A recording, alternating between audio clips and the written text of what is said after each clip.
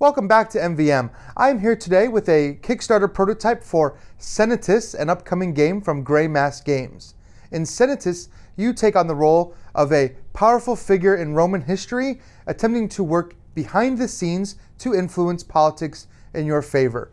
During the course of the game, you're going to be vying for influence over a different amount of factions and also trying to control Senate seats while working against the other players at the table. This is a game for 3 to 6 players, and it is full of intrigue, backstabbing, and political maneuvering. Take a look here at the game board, and I do want to say that this is prototype components. We have a game mat for the game to be played on, and the board is divided into a couple different sections. You'll see up here the Senate track. This shows the 3 senators that are currently available to be bribed, as well as the Senate seats owned by each player. These Senate seats are an area control function. Whoever controls the most Senate seats is going to score points during the scoring phase. You can fortify some of your seats with multiple cubes to make them harder to steal. Below that, you will see the rest of the game board. This is where you'll see the voting pools for voting yes or no for a particular bill. You're going to see the Emperor's favor, and then you're going to see spaces that link to the different factions. There are actually 6 factions in the game, 5 of which are scored via these tracks, and 1 of which is worth a static amount of points. During the game, you're going to be placing cubes in these different factions, trying to have the most cubes in that space. If you do, you're going to score points equal to that track value during the scoring phases.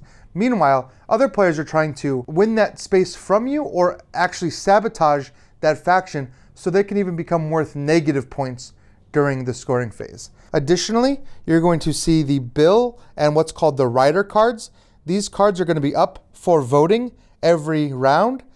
When you do vote yes on one of these, you adjust the faction levels to change their point values, and the orator, whoever is the first player, gets to make a decision based on these cards. In addition, you have some in-game objectives here and what's called the Will of the Senate cards, which are event cards that can affect you either in positive or mostly negative ways. In addition, we have a couple other sets of cards, including the Emperor's Favor cards and a deck of corruption cards that kind of add some expansion elements, and I'll talk about those when we get to them.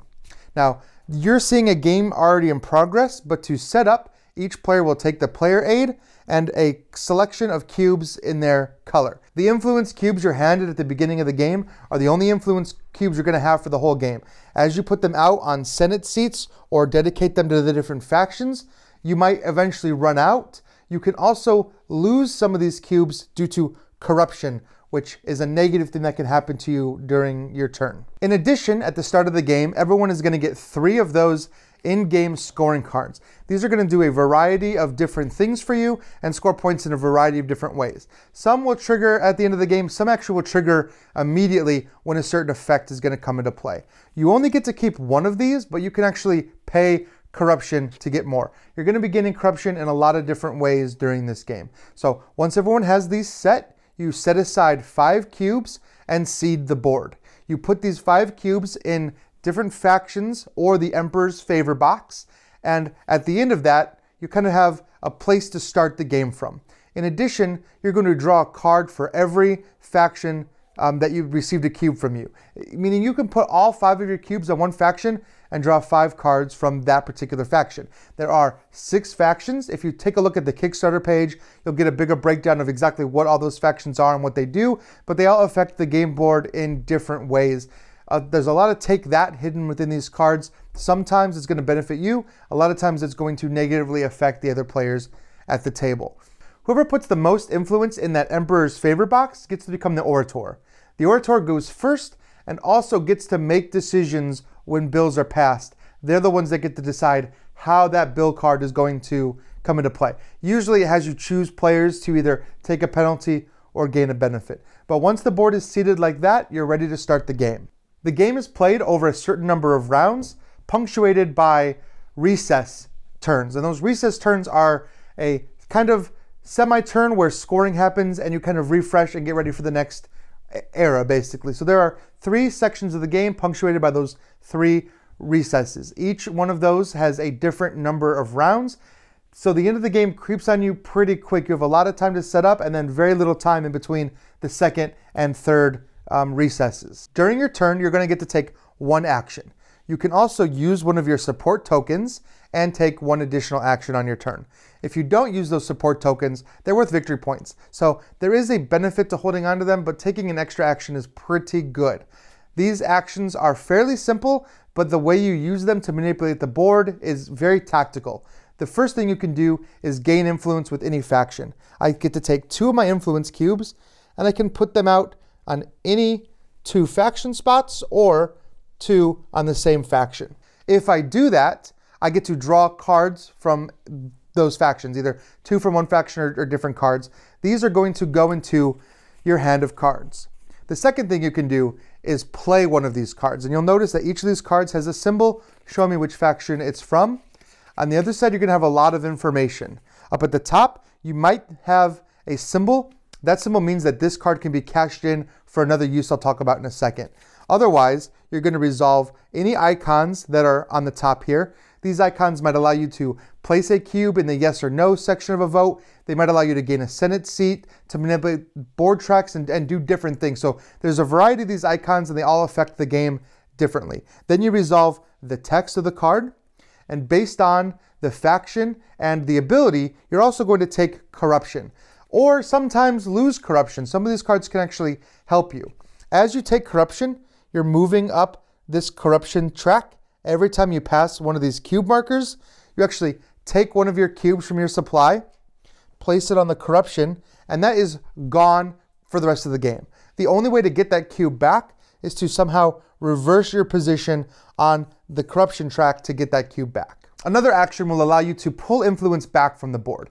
You're going to want to do this especially when you notice that a faction you're in control of has been knocked down to negative points, meaning you don't want to be owning that faction anymore because you don't want to suffer those points. You simply take 2 influence cubes back off from the board, put them in your personal supply, and now you can spend them again on future turns. The third action is to take control of one of the senators. There are always 3 senators available at the start of every round, and these senators have a certain icon on the card. If you can discard a card from your hand that matches the icon of that senator, you can take control. For example, I can take this green card that matches the symbol here, discard this card to take control of the senator. If I do, I get whatever the senator's ability is. In this case, choose one faction and place one influence there. I get to put a number of cubes on a Senate seat. So for this example, I get to put 2 cubes out. And then I lose corruption. Now, some of these senators are actually going to have you gain corruption. Some are going to lose. So it kind of varies. You know that information going forward. Once I take a senator, that senator's out of the game. I've got the senator seat, and now there's only 2 senators left to bid on that round. The last thing I can do is called a subterfuge action. Each one of these factions has a very specific faction ability linked to it. These are going to allow me to either gain or lose corruption, give corruption to other players, adjust those faction tracks, and do a variety of different things. If I have 2 cards in my hand that have the same exact symbol, I can discard both of them and do that faction action. And these actions are all printed on the player board, so they're very easy to remember what you're allowed to do on your turn. So gameplay is going to continue in that fashion, with each player getting to take an action or use a support token to take 2 actions. And you're going to, every time you do that, you're going to take the round 1 space forward. When you reach that recess space, that's when you do the recess action. Right before a recess, every player has the option to spend 3 corruption to take 1 last-minute action.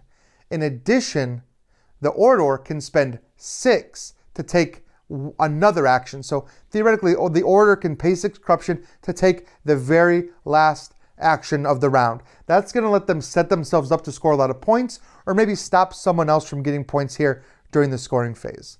After that, each player in turn order has to remove an influence from one of the factions. Your influence wanes over time. You're going to have to take these cubes back, so each player would take 1 off. Now, this is going to change the area control here, so you need to be very careful about which ones to take off. You also need to be aware that these cubes are going to stay on to the next round, So you might actually want to leave some, even if you're not scoring now. Maybe you have a big hand and you want to get some points out for next round. After that, you will vote on the bill. Now, voting is done during the game, and you're doing that by putting cubes on the pluses and the minuses. In this instance, we have one vote for yes and no votes for no, so that bill will pass. The orator takes the bill, reads what it does, and decides who is going to either take the bonus given or suffer the penalty. In addition, you're going to adjust the tracks based on what's printed here. So you're going to increase or decrease and change the score value of these different tracks before you score them.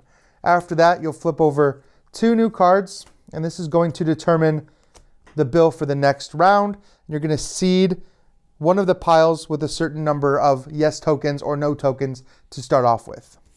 After that, you will determine who is the new orator. So you look at who has the most cubes here, and they become the new orator. They take the orator card. If you manage to stay as the orator from turn to turn, you're actually going to get 3 victory points just for doing that. So you are getting a benefit from staying as the orator. You take the first action, which means you don't get to respond as well to what people do, but you have a lot of power when it comes to making those decisions. So being the orator can be a very powerful position. After that, you're going to score the board. Each one of these sections scores in kind of a point salad variety. First of all, you score the embers track. In the base game, you're just going to get points for whoever is the first and lose points for being the lowest. However, the expansion, which comes with the game, has a deck of cards that can be drawn, and it will actually tell you what happens to the person that has the most or the least influence. The same can be done with the corruption track. You can use a deck of corruption cards now and draw one instead of just having the same set of point values added or subtracted every round. You're going to use one of these cards that's going to tell you what happens. So that way you can have a little bit of variability in scoring. You don't know exactly what's going to happen until you get there. Next, you're going to score these Senate seats. Whoever has the most is going to score 15 points. Everyone else is going to score 6, and then you get 1 point for every senator you have. So obviously, this is a great way to score points, is to get a ton of senators to get that 15 victory points. After that, you're going to come down here and score the different factions. As we talked about, this faction is always going to score 8 points if you have the control of it. If you're there without control, you lose 5. That faction wants you to either have all or nothing. It's the only faction that works that way. Every other faction just scores points if you have area control. You look at each of these spaces. For example, the blue faction right now is worth 8 points. Whoever controls blue, which is the purple player, is going to score 8 points. And you're going to do that for all the factions. If you control a bunch of factions, you could be getting a ton of points. So it is up to the other players at the table. If they see you taking control of a bunch of factions, they need to make it their effort to lower the point values, even down to potentially negative points. You could actually lose points for controlling these factions. The last thing you're going to do is score points for those support tokens you didn't lose. You're either going to get 1, 2, or 3 points per token based on which round it is. Once that's done, you're going to wipe all the senators out of the board. You're going to replace them with 3 new senators. You're going to move the round token to the next round, and then you're going to play a certain number of turns until you do that scoring phase again. There are 3 such scoring phases during the game. That last scoring phase is actually when you also trigger your in-game scoring cards.